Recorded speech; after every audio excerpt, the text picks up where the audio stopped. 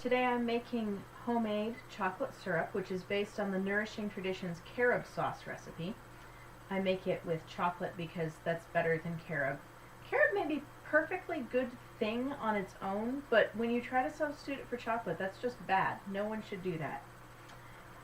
Here I'm melting a stick of butter plus 1/3 cup of butter, so that's a total of 13 1/3 tablespoons if you prefer to measure it like that. And one of the tweaks that I made to the original recipe is because I rarely have cream on hand, I add extra butter, and then I use raw milk instead of cream. Slightly less milk, slightly more butter. And that evens out to still be just as rich and good, but I don't have to keep an extra ingredient on hand, and I get to use my raw milk. Now, because I'm using raw cocoa powder, raw milk, and raw honey, as soon as the butter melts, I'm going to turn the heat off and then mix the ingredients together while it's still warm, but not hot enough to cook all of the enzymes out. And this is kind of an amazing recipe. I don't know how it works exactly, but despite the fact that it is honey sweetened, it doesn't taste like honey. Most honey chocolate things are kind of weird and you're like, yeah, I'll just go with sugar. But this is very chocolatey and good. And butter always takes longer to melt when you're watching it. This should only take another moment here to melt. And my husband also vouches for this chocolate syrup being good. I would say this also rates a better than store-bought title, though I don't think we've ever done a side-by-side taste test. I know that my husband does not mind the honey in this at all. He really enjoys the homemade chocolate syrup.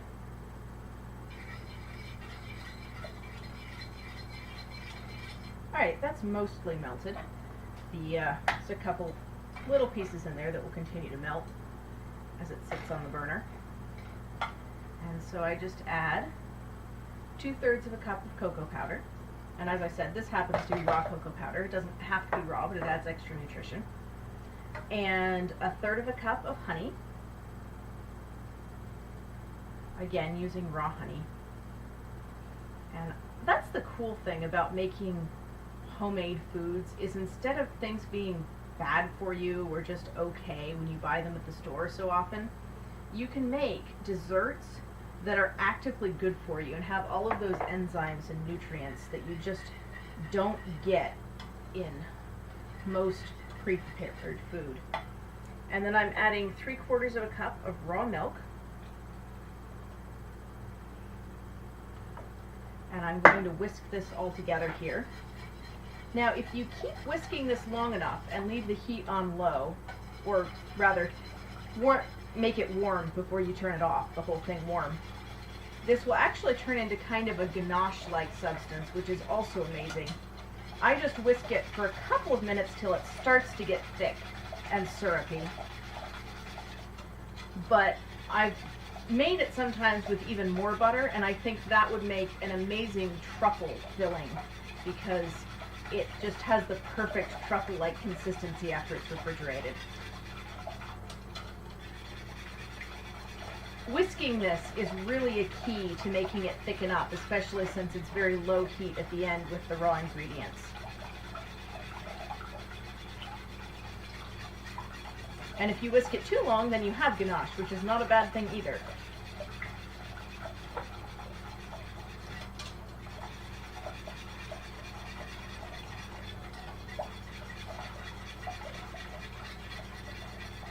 And right now, it's starting to be where it doesn't look watery. It's still obviously thin and not done yet, but it's a little bit shiny and it's a little bit of a substance instead of just completely watery.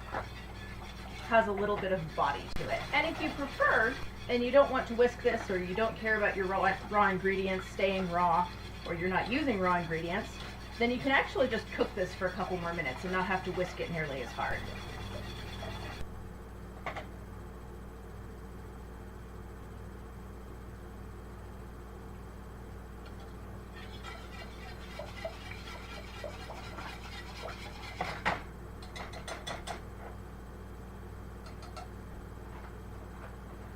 I have now whisked this until it's shiny. It's still not thickened up very much. Hopefully, this will thicken up in the fridge and will not turn out to be one of those batches that goes wrong for no apparent reason.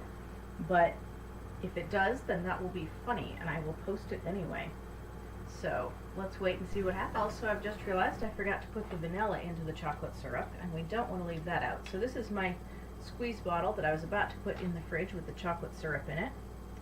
And I'm adding a splash of vanilla, should be about a tablespoon. Right now the chocolate syrup is about the consistency of half and half. It should thicken considerably in the fridge because of the butter. And then I'm just going to shake that up to mix in the vanilla. It's very easy to remedy these mistakes sometimes. In this case it is. And then we'll put this in the fridge and see how it turns out. This is my chocolate syrup. It's actually refrigerated a little longer than overnight now, but it's about the same consistency it was after overnight. And it's actually too thick to squeeze through the top of my squeeze bottle. So I'll just have to show you here. It's thickened up very nicely. It's more like a chocolate sauce than a chocolate syrup. So I probably didn't need to whisk it quite as long as I did. I'll see if I can refine that exact whisking time and make an update on my blog post when I figure it out. It's a nice, shiny chocolate syrup. It has pretty good presentation.